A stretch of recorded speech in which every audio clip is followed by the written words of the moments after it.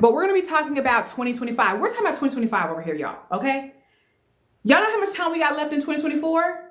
Literally 2.5 months. Not even 2.5 months, like 2 months and what? Yeah, 2.5 months. We're going to be talking about 2025 and what we can start to implement now to best position ourselves for 2025. All right. And a lot of people wait to the last minute to start thinking about this. And this is the time to start making the changes and implementing in what it is that you want to see for the year. People who are making money, people who are making moves, people who are having great impact have started this process as early as September. Okay. So here we go. Oh, we got 4 more messages here. How do you want me to comment money? Just keep commenting, love. Keep commenting. I love your random, like, here's more money. You make my day. You make my day. I love you so much. I really do. I just appreciate you. Talk about who you not voting for and why. Oh, you have opened up a whole nother level of conversation here. A lot of people do not know my background in the political space. I never talk about it. I need to write this down and do a whole video on this. And I meant to do a video on this. I actually have 2 undergrad degrees in the political science space. And I worked on a presidential campaign. I worked on a congressional campaign. I just worked on campaigns. I worked on state representative campaigns, and I worked for the government for 10 years. And I worked on some other kind of secret stuff for a while I was in the government too. So I'm familiar with a lot of stuff, okay? But I don't ever talk about it. And I think because I'm over it, and because I understand that world so much, I understand what's really happening. So I tend to avoid it, to be quite honest with you. But having my background in campaigns, all it is marketing. That's all it is. It's marketing. But I think what gets me is I see people uproot their lives over these politicians and over these political,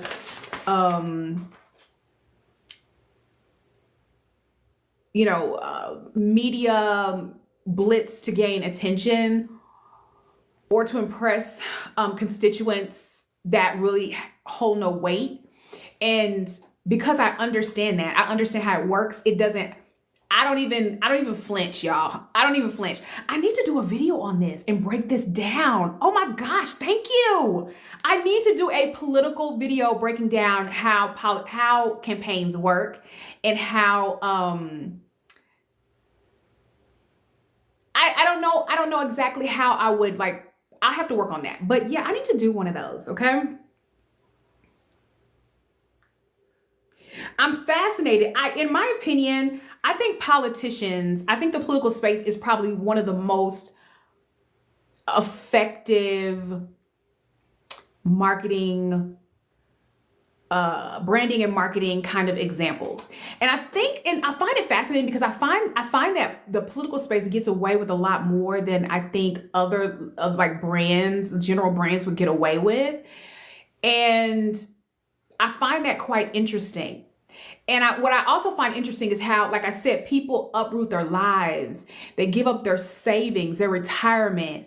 They jeopardize their freedom for a political press, blurb or something. It's wild to me. It's wild. I think if y'all really understood what was going on, people would not be as intense as they are. Y'all would just be off spending time with your families. All it is really just to get you. Here's the thing in politics is to emotionally trigger you. In my opinion, it's emotional abuse. It's emotional manipulation and abuse. And it works. It works. You get so emotional and wrapped up in the conversation that you don't even have the opportunity to think clearly and to make a sound decision. You're making an emotional decision and your mind is not clear. And they understand that. And the intention is to keep you in this kind of unclear state.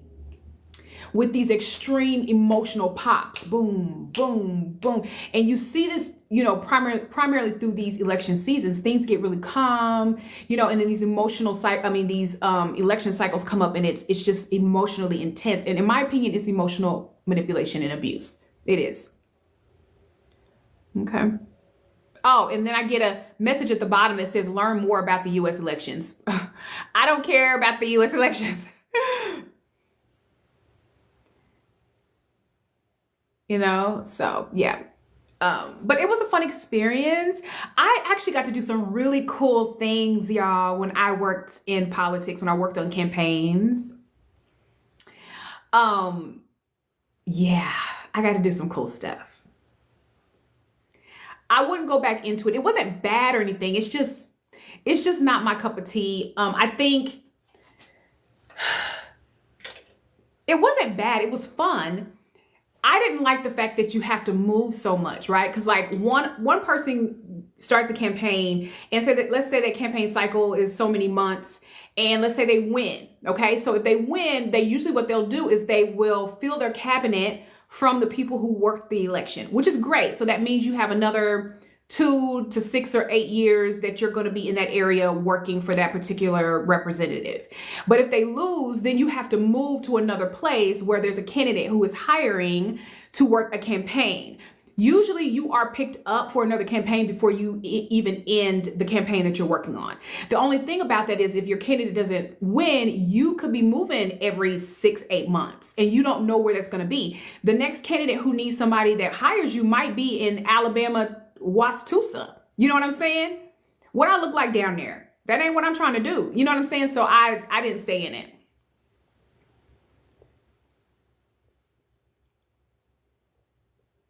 Hi, TSI. How are you? All right, so let's get into this. Thank you for your question. I am going to do a video on my experience working for the government, working in politics. And yeah, I got a lot of that. Okay. We are here today to talk about elevating and prepping for 2025. And the first thing I want you to focus on, and here's the thing, this number one thing you have to get, or you might as well forget about the rest of it. You gonna get me for what? Being late today? Yeah, I haven't been feeling well, so feeling quite tired. So today has been quite interesting. This week has been kind of interesting, but yeah. So the first thing is I want you to be your authentic self, okay? We hear people talk about this.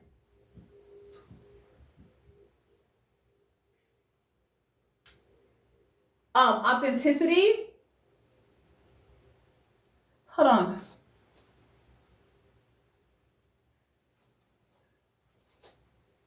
Okay, it's something, there was a typo on my thing. Okay, so number one is authenticity. And we talk about this all the time, and people talk about this, but no one really breaks down what this is.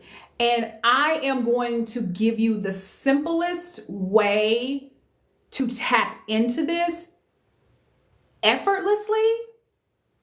Now, it may not be so effortlessly if it's something that you haven't practiced in a while, because pulling ourselves out of our authentic state is something that is really common, especially in our workforce and in our society. We're taught to mask ourselves. We're taught to not to feel our emotions.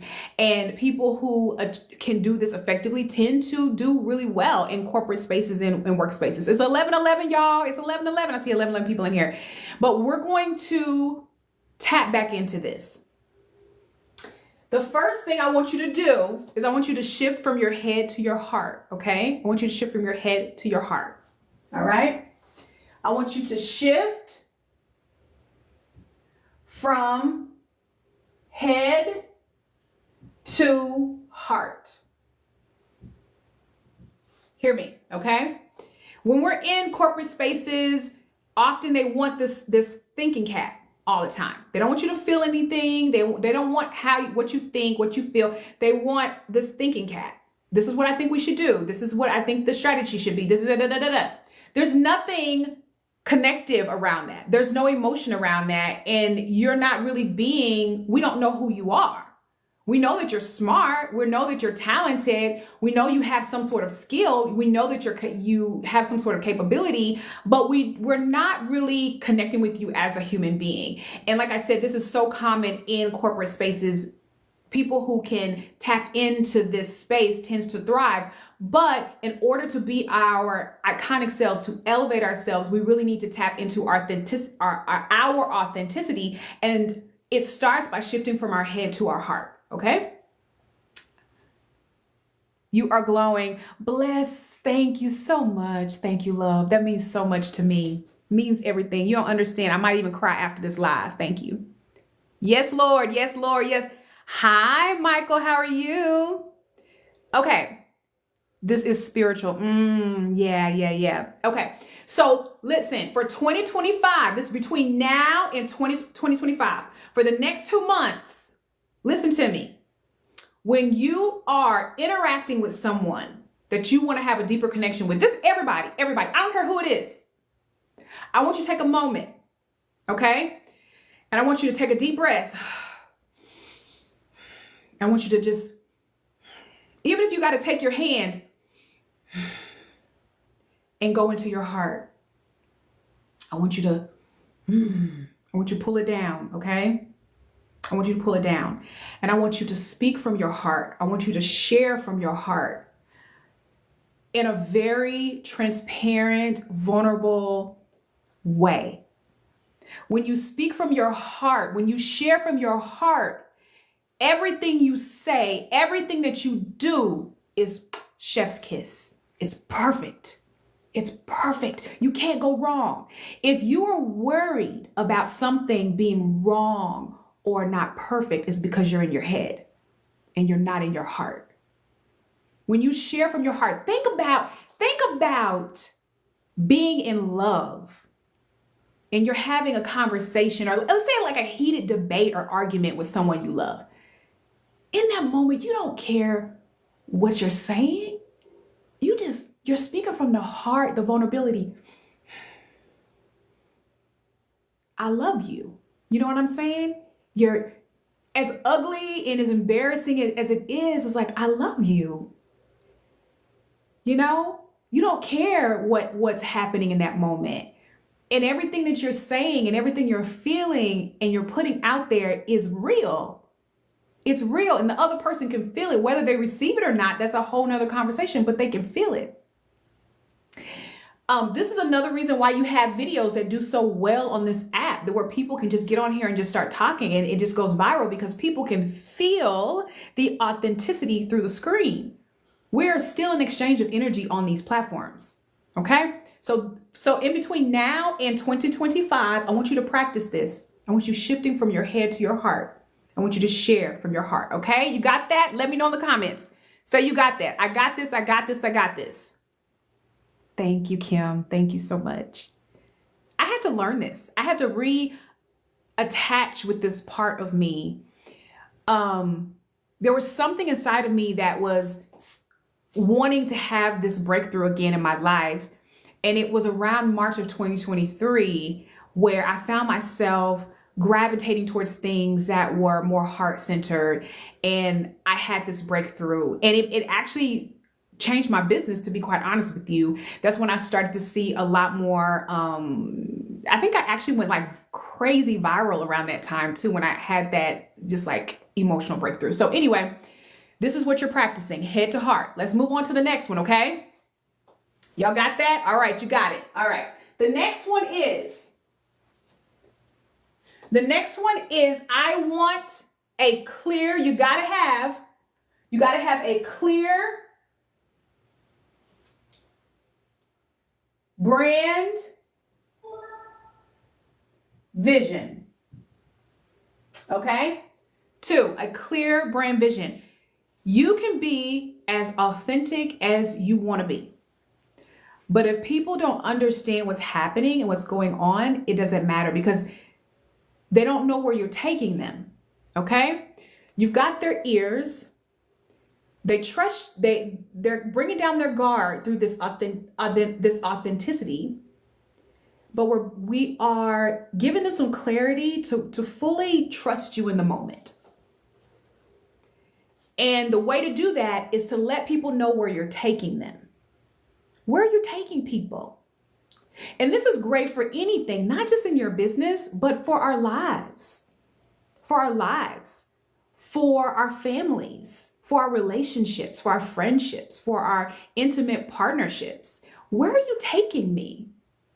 Where are you taking me? Tell me where you're taking me. We need to know this. A lot of people don't know where they're going, haven't taken the time to figure this out. How do we expect people to trust us and to follow us if we cannot articulate this?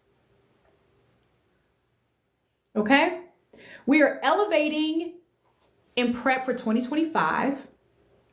And part of that elevation is having a clear, defined direction in which you're going. This is going to give you more confidence, and this is going to give people more confidence in you. You got it? I need this. This is where I struggle. Tell me more. Is it Mecca? Tell me more. Are you going to the sandwich shop? You're hungry? This is difficult. Tell me why this is difficult. TSI, tell me why this is difficult. I want to hear it because I already know. I kind of know where you want to go with this, and I'm getting ready to take you home. All right. So tell me. I have a lot of passion that are connected, solidifying the vision. Hi, RK. Hello. You have been on fire with your books. I am loving it. Keep going, love. Keep going. Okay. I love it. Love it. Okay. Solidifying this vision. Let me tell you something. Couple things. One, you know what you more than likely have an idea of what the vision is. Okay. A lot of the struggle around this vision is two things. One, allowing yourself to accept that big vision. Okay. There's often a lot of shame around this because it's so big. And it's supposed to be. It's supposed to be futuristic. It's supposed to be something you're working towards. It's supposed to be big. Okay. Another thing is being able to clearly articulate that really big vision. And you have to sit down and handle that, right? If that's something that you're not able to do effectively, then you get with somebody to help you. I can help you. You can find someone else that can help you. Okay. But this is very important. You cannot elevate your brand without a clear brand vision. You need to be able to clearly articulate where you are taking people. All right. Let's see. I will also share with you this.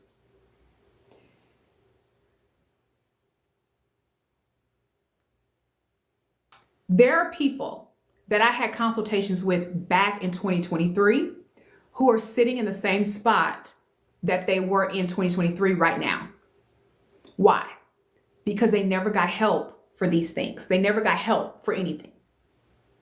Okay? It takes longer. It takes longer to get to where you are. It doesn't mean you can't get there. It just takes longer when you don't get help. Okay? It's nice to have someone in your corner who is going to help you work through things so that you can move along a lot faster. It helps to speed up the process to have a cheerleader, someone who can balance out the checks and balances for you. How do I figure out my vision? Does it have to be one thing? Okay, got a question. You're going to answer your own question. Okay, I'm about to give you a question. If I came to you, I walked up to you in a grocery store, and no. Let's say we're in a grocery store and you walked up to me in a grocery store and you liked my shirt, and my shirt said Mecca X, and it was a beautiful shirt. And you said, "Oh, what is Mecca X? Hi, Audacity. How are you?" And it had Mecca X, and you said, "Oh my gosh, it's a beautiful shirt. Tell me more about your shirt." Absolutely. My shirt is about this, this, and this. And it's also about this and this, this, and this. And it's also about this, this, and this, and this. Are you going to be confused? Yes, you are. You're going to be confused, and you're probably going to want to walk away from me. But if I simply said, oh, thank you, this is a shirt about our nonprofit that advocates for children with Lyme disease. You know what I'm saying? It's being more clear about what it's, oh, okay, I know that. I know what that's about. Tell me more about it. Oh yeah, our goal is to eradicate Lyme disease in the next 10 years. Okay, I get where you're going. Now that's really, really big. That's really bold. Now tell me how you plan to execute that. That's a really bold thing. Not only do you need to have this really clear brand vision, that is your big elevated brand vision, but you need to also be able to explain the vehicle in which you plan to achieve this vision, which is going to be your mission, okay?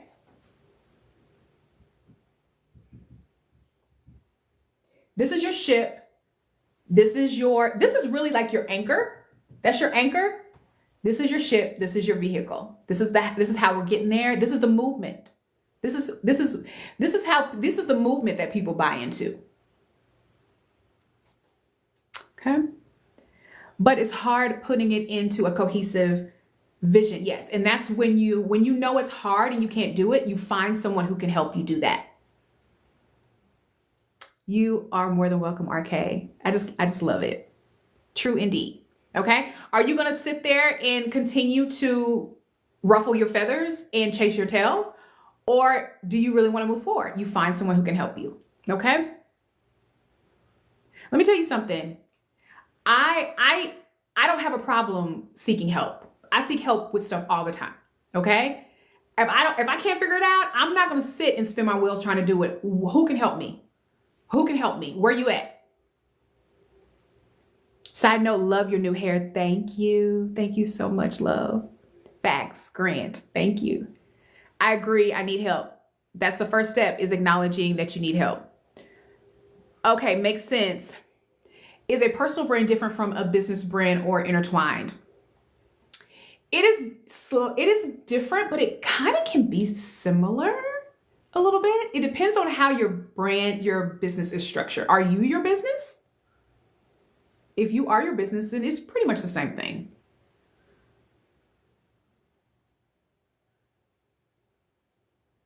Okay. All right. Let's keep going. Do you have any other questions? We're going to keep going. Remember, this is your homework right up here. I want you connecting with that heart.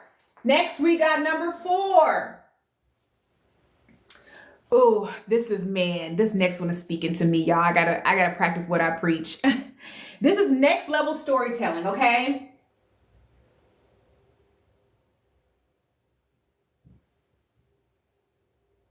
Next level storytelling. People learn and want to connect with you through your experiences. They want to be able to see themselves in what you have experienced. People listen. I've been struggling with this one, y'all. I've been struggling with this. And yeah. So it helps to move people emotionally. You want to build that emotional connection with people, and this is going to help you do that. All right. And people are going to be able to relate to your journey. You want to be relatable, and you want to connect with people through emotion. This is what this is going to do.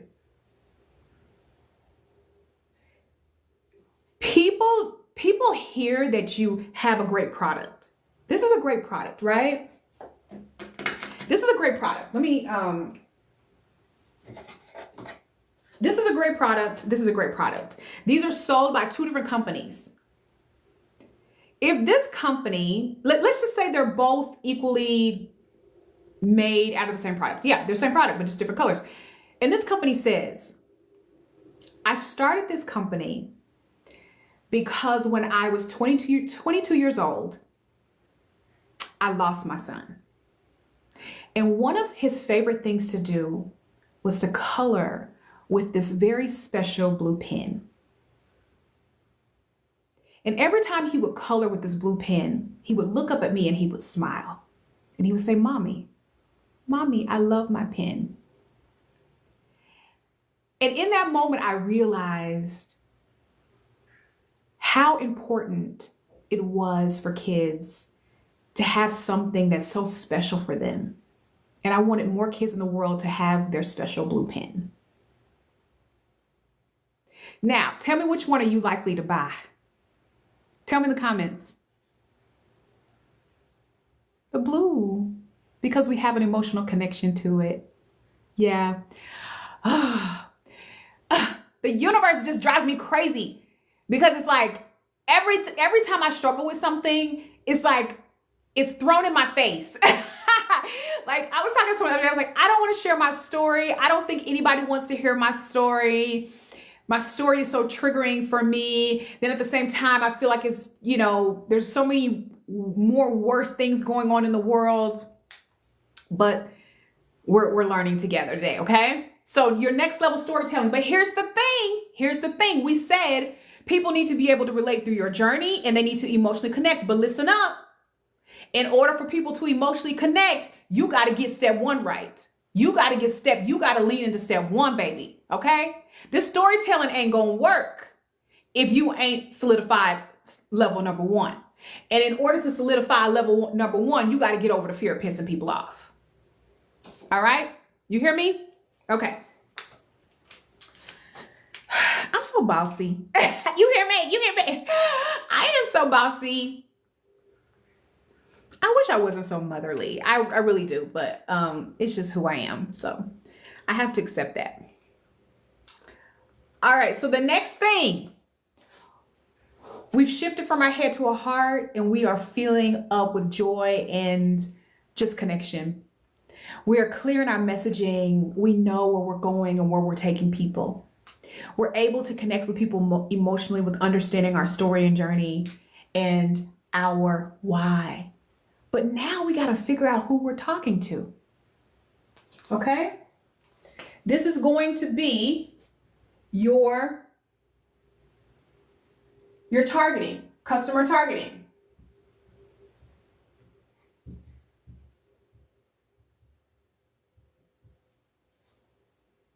Hi, hello, come on in. Thank you so much for the love. Thank you so much. I'm so grateful. Okay, this is a customer targeting. This is about identifying I call them your dream customer, the right customer. Once again, you got to get over the fear of pissing people off. Let's look at Jackie Aina. Perfect example of this. Her latest scandal. Oh man, there were so many teachable moments in that scandal and people missed it. Man, that was good. Let me tell you something about Jackie. Jackie is going to be a mogul. She's going to be a mogul and she knows it and she leans into it. Look at where she started. Do you remember where she started? She was on YouTube sitting on the floor doing makeup tutorials with poor lighting and, you know, it wasn't even perfect, but she was consistent. She's been consistent throughout these years and she's allowed her brand to slowly evolve. And in this evolution of her brand, she realized that there was going to be a shift in this customer, in this target, and she didn't question the shift. She didn't flinch with the shift. You see this last shift that she had, she went from lifestyle to mogul. Now she's stepping into mogul. And she stepped into it and she said, ta-ta to some of you. And the people she said ta-ta to, hi, hello, Jay. I have been thinking about you. How are you liking Mexico? How is Mexico? Tell me about it in the comments. I know you're loving it. I know you're loving your life because you have not been on TikTok. You've been living your life. I love it. I love it so much. She said, as she's stepping into this mogul era, the people that got upset are the ones she said, ta-ta, bye. Bye-bye. I'm good. And they didn't even realize, they realize that they're upset about something. They're upset about they're no longer feeling a connection. They're no longer feeling that they are a part of this, y'all. They're not a part of this anymore. And that's okay because your customer is going to grow, either going to grow with you or they're going to fall off and some of them going to fall off and you're going to make room for new customers. As you grow, your customer's going to grow and evolve. And you have to allow that to happen. You have to allow that to happen. I love how she handled the last one. It's what made me a fan. Right, because she was confident in her decision. She did not apologize. And I think that's one of the not so great decisions that a lot of people make. Sometimes it's strategic. It's a strategic move for people to come and make apology videos. They do that intentionally. Yeah, I get it. But there's some people who prematurely put out apology videos, and they really should not do that. They should be standing 100% in the decision that they make, regardless of what the outcome is, because more than likely it's going to end out in their favor. Whenever you're having these kind of moments, it's really a moment of transformation for elevation, evolution, and it gets messy. And sometimes we don't realize that that's what's happening, and we pull back from it to get safe, to feel safe, and we're really sabotaging our own push forward. Okay. We're talking about Jackie. Finally. We're talking about Jackie Aina. We're talking about, see, Jay been living his life, and Jay has not been on TikTok. So he may not know about the scandal that happened with Jackie Aina, like maybe 3 or 4 months ago, where I think did she say, I can't even exactly remember what she did, but she said that she did something, and people went in an uproar on the internet and felt like she was like being too good or something. I don't know. And anyway, some people got upset and said they weren't gonna follow her anymore. Oh, it was her married name. She changed her name. She got married, and people were upset because she kept blocking people for, telling her congratulations or whatever. She wanted to keep that private. And I understand why Jackie wants to keep her marriage private. I mean, it makes sense to do that, like that whole experience. Maybe she'll share it later. But I also remember when Jackie went through her first divorce and talked about being married before. And she said she was never going to get married again. I don't know if y'all remember that video. She said that many years ago. And for her to get married again, I can understand how this time she wants to treat it so differently. And she doesn't want to like blast it all over the place, because her feelings about marriage, my assumption, hasn't really changed, but she's allowed herself to lean into this experience that she probably didn't expect to pop up in her life at some point.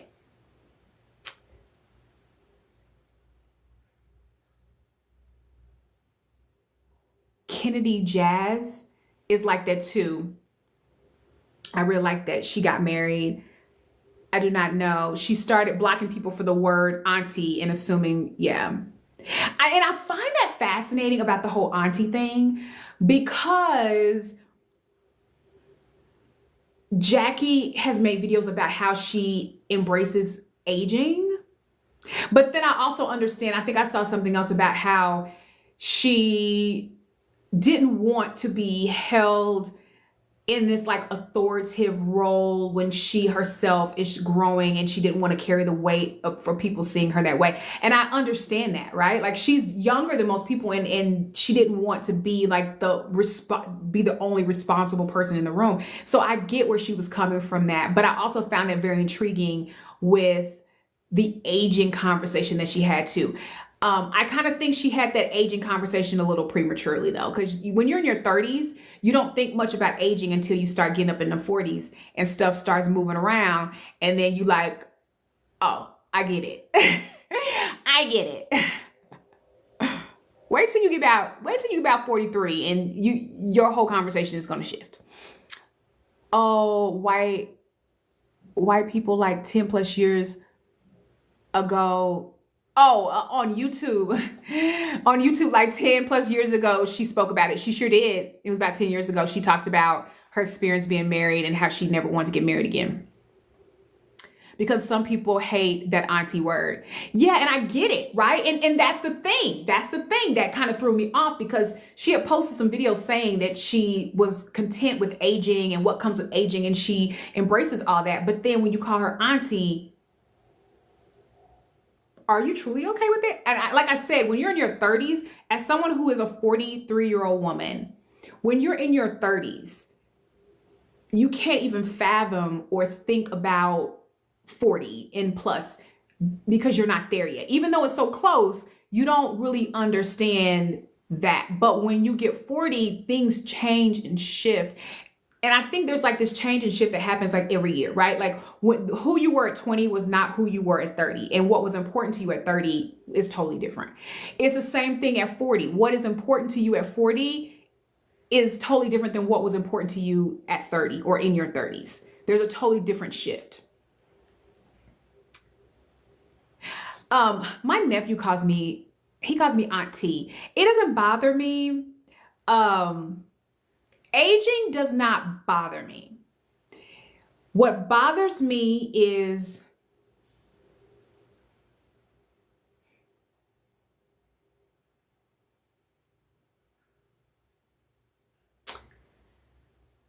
I think what bothers me is the conversation that people have around what happens to women as we age. We become invisible. And I can see that. And that's what bothers me. That kind of bothers me a little bit.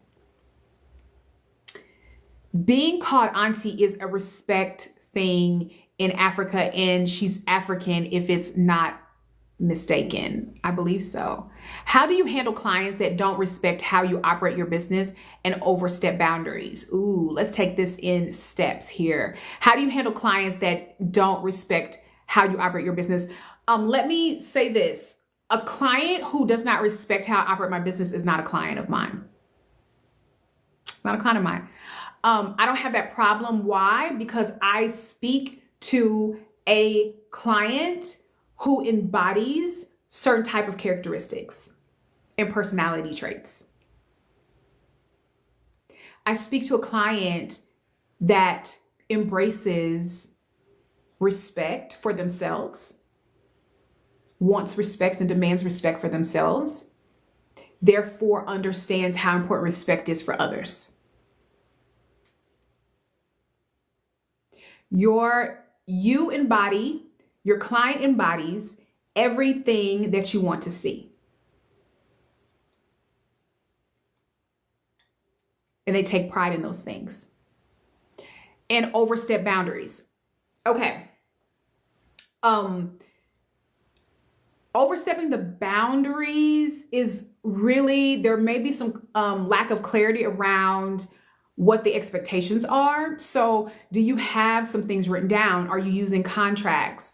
Are you having a conversation with your client around what's expected or what to expect? So a lot of that may have to do with a lot of not communicating. And it's okay that you're having these trials now. You know to go in and fix them so you don't have them again. Even for myself, there are some things I'm definitely going to do different in 2025 that I want to change and set more, boundaries and different things that I want to incorporate into my business for 2025 as well. So you're in a really great place to be having this conversation, Barry. Also, when Barry, the barber, so I'm hearing that you're probably meeting people in person too. So whenever they're booking their appointments, that is the time to set out those boundaries. And whatever, if they're using an electronic form to sign up to make their appointments, on that first page that they see is boom, show up 10 minutes early. If you are more than 10 minutes late, there's going to be a $20 late fee. If you're more than 20 minutes late, your appointment will be canceled and you will be rescheduled for the next available appointment. They need to be able to see this stuff. Only cash is accepted or a MasterCard. Payment must be completed prior to appointment. Let them know. Let them know. Also, you can hang your guidelines for your space somewhere where your customer can see it. We love our hairstylists and our barbers, okay? We love y'all. And we want to honor what it is that you do and what you expect. And so just let us know. Just let us know. I might be a different type of customer though. You know what I'm saying? I love my barber. Like when he cuts my hair, I listen to him, but he's also very He's also very kind of stern with his expectations in his space. And I like that. So I like that. Like, one thing that he has is he does not like you chewing gum in his chair. He's like, you can have candy, whatever, but do not chew gum in my chair. All right. You know what I'm saying? Okay. She didn't like that some people were now using auntie to try to humble her. Oh, condescendingly. Got it. Got it. Got it. Do you get rid of them or just raise your price and let them eliminate their set themselves? You can. You can do that. You can do that. Or you can just tell them that, you know,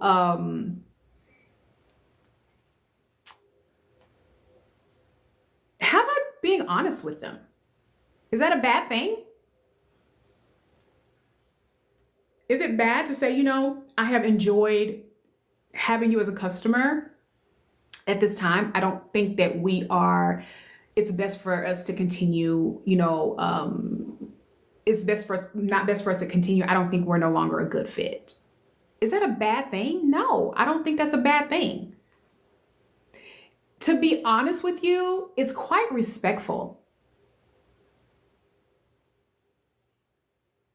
It's quite respectful. And you can let them know why.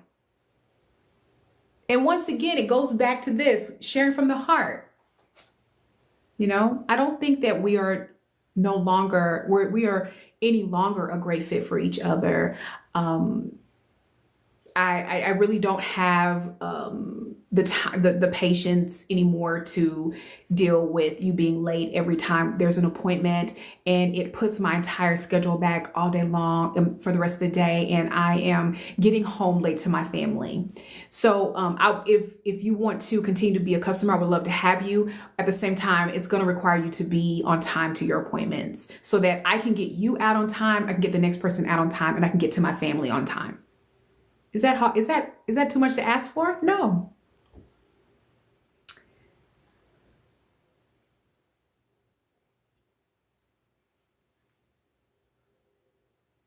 In reality, she not our auntie. That's true.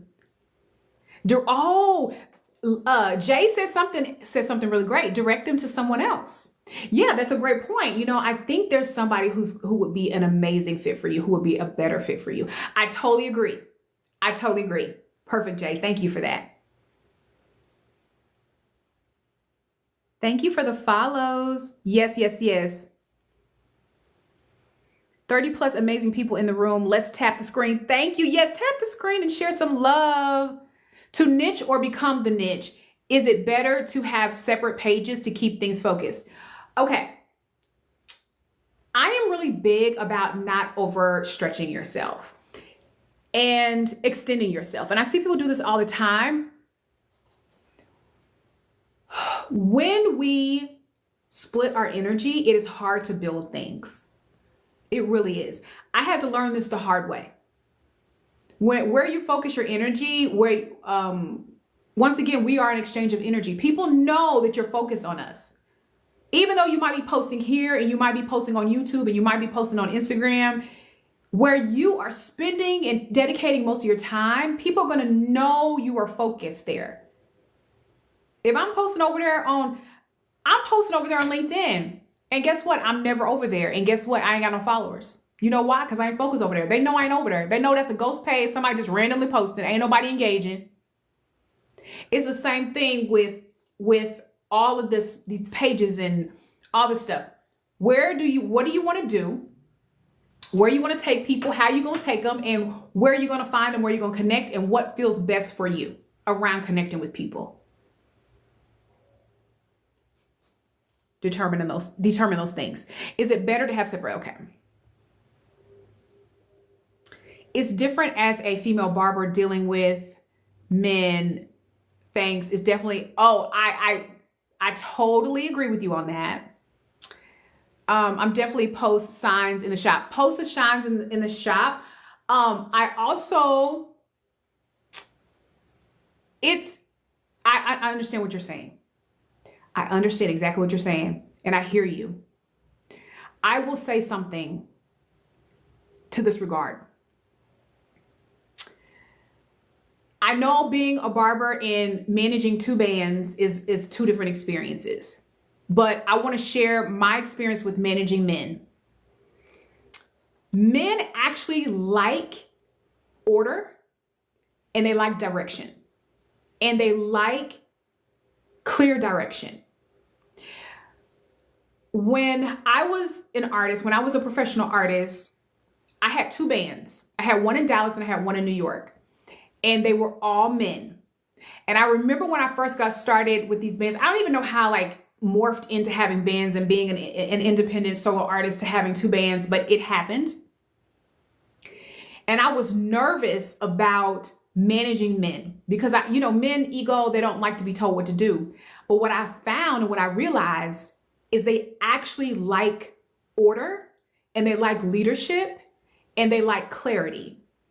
And I had no problems working with the men that I worked with because one is I'm naturally very direct. So what you get is what you see. What you see is what you get. So I always was very honest with them and direct. Another thing that I did is I made it clear that I had their back, that the decisions that I was making was in their best interest.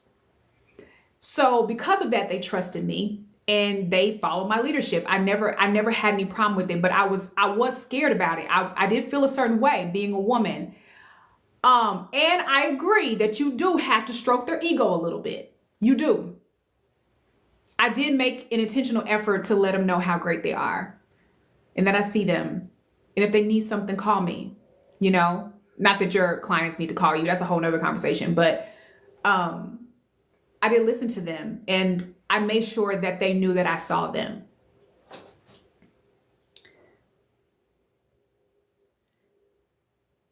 No, trust is the great equalizer in my opinion. Absolutely.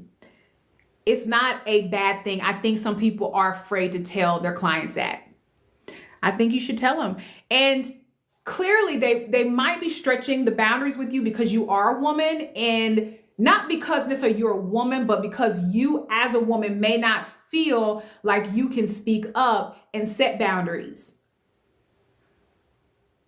So it may not even necessarily be them. It might be more you, which it sounds like it is. It might be more you with your comfort with stepping into your power. Okay? They want to sit in that chair and get that good cut, right?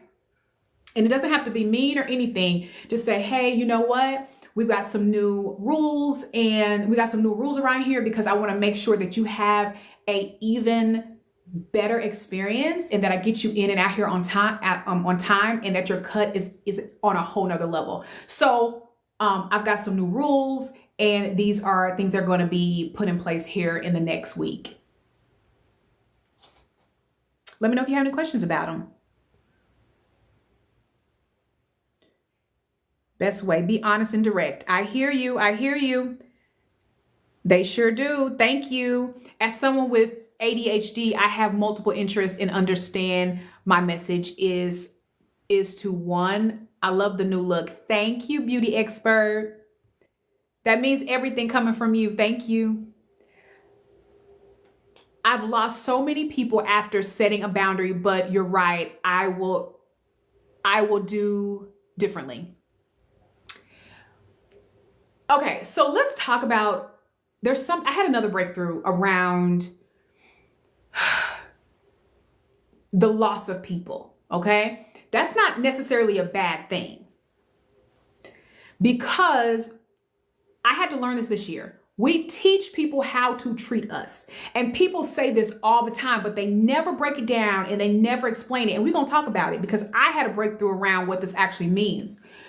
People treat us how we treat ourselves. People treat us like we treat ourselves.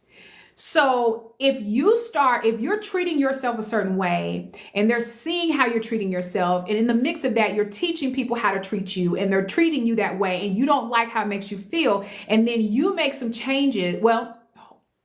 You make some changes in terms of how you want them to treat you. They are familiar and comfortable with the old way of how you have taught them to treat you. So is it necessarily wrong if they decide, hey, I don't want to treat you that way. I like the way I used to treat you. Okay. I'm not cool with treating you this new way. I'm out of here. Is that such a bad thing? It's heartbreaking, but it's not really a bad thing because we can't control people. We can't control people. And boundaries are about and oh my gosh, I sound like my mother. And she does that. Boundaries is about ourselves. Okay. Yay. Okay. All right. So let's keep going. All right. So we've got your homework. It's going to work. Okay. Yay. Okay. All right. So let's keep going. All right. So we've got your homework. Be authentically you. Have a clear vision. Know where you're taking people and have a clear way to explain how you're taking them. You're going to story tell your experiences to emotionally connect with people. And you are going to be very targeted to who all of this is designed for. We're going to monetize. Here's another thing. This is so good. I don't want to erase it, but we're going to keep going, okay?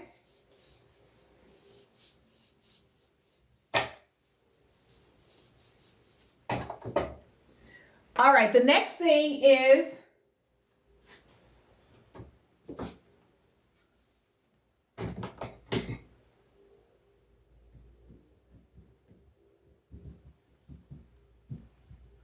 we want to monetize your influence, okay?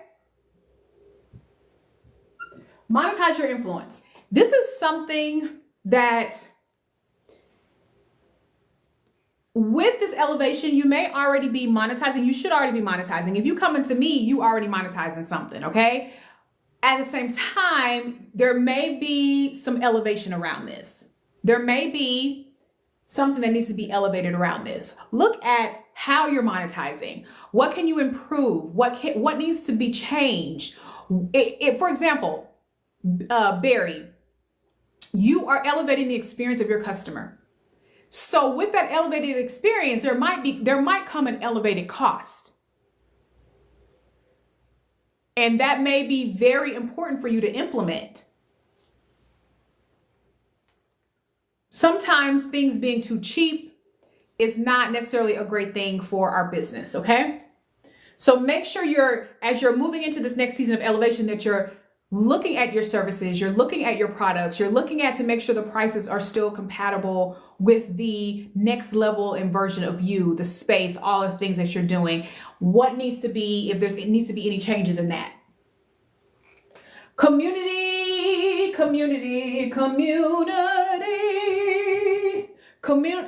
cultivation, community creation. I'm with creation. Community creation. We're building community here. We also want to make sure that we're building community off of this platform, which is very important.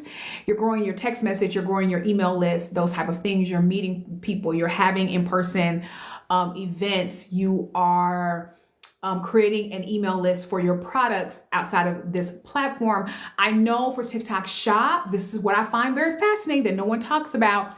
For TikTok Shop, they don't allow you to see the customer's emails and get that information when people are purchasing. Well, they do, but I don't think they let you collect it off of the platform.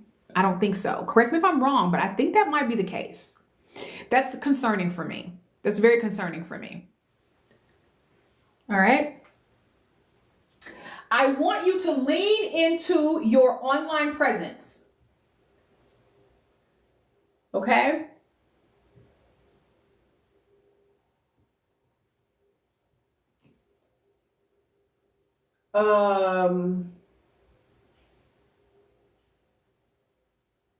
Increase. I'm just going to increase.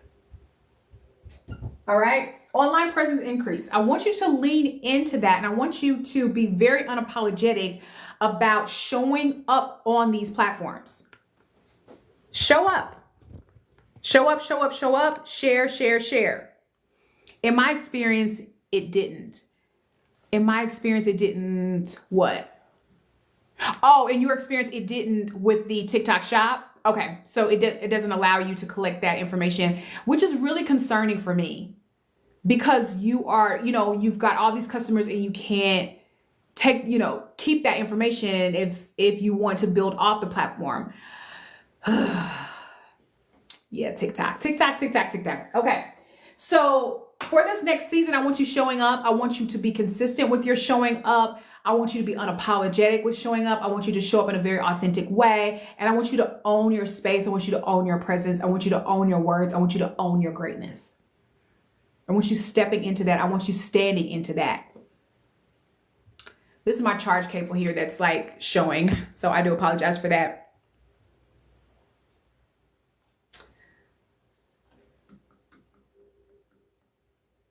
Okay, now that you've got all this going, I want you to start to look at your data a little bit more closely.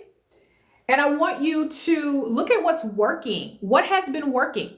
I want you to look at your data. Pull your data now. Look at what's working. Look at what's not working. Start to think about what you want to lean into more, what you want to start to change in preparation for your elevation. What's going to help contribute to supporting some of these other components that you're going to be implementing. And your data is going to help show that for you. Ooh, this is a good one. This is a good one. This is a good one. I want boldness. Boldness over perfection. I want boldness over perfection. This is not about being perfect. Let me tell you something. Let me tell you something. If you don't remember anything that I share on this live, I want you to remember this. As you are building your brand, you're elevating your brand, people want to experience you. They want to experience you. They want to experience what you have and what you offer. They want to experience your product, not because it's a perfect product. It's because you're promoting the product. You're sharing the product. You're talking great about the product. They want to support you. They trust you. It's you. It's not about being perfect. It's about being you, uniquely you. So let go of being perfect, let go of that, and show up as you. All right?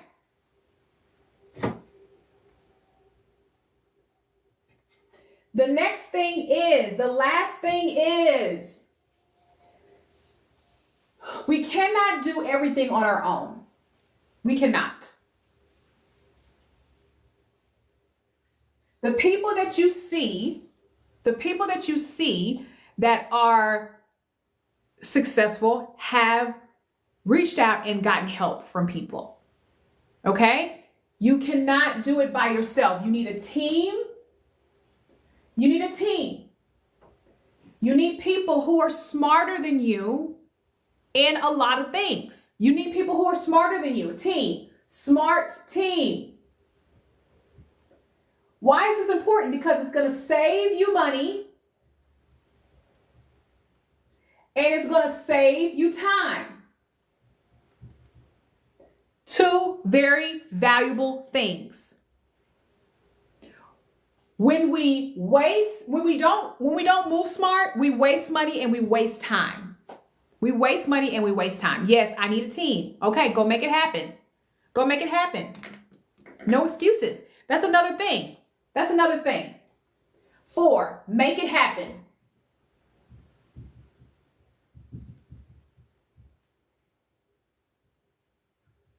Make it happen. There's no excuses. There's no excuses, especially with me.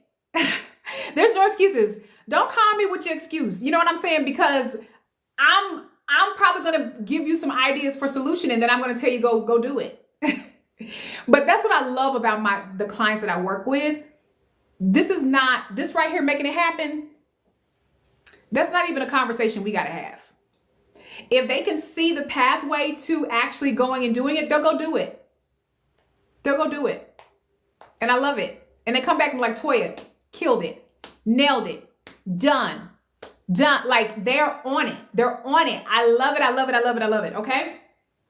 Are there any questions for me today? I ain't take my screenshot. I was in the shower. Oh, I'm going to post this replay on YouTube. So make sure you're on my YouTube. I wanted to post last week's live because it was so good. Oh my gosh, we had a blast last week. And TikTok is doing something funky with the video. It won't let me download it, but I'm hoping it will eventually let me download it here in a little bit. Going to YouTube now. Yes, make sure you are on my YouTube. And as soon as I can download this video, I'm going to post it over there so you can have it. So the replays are going to be there.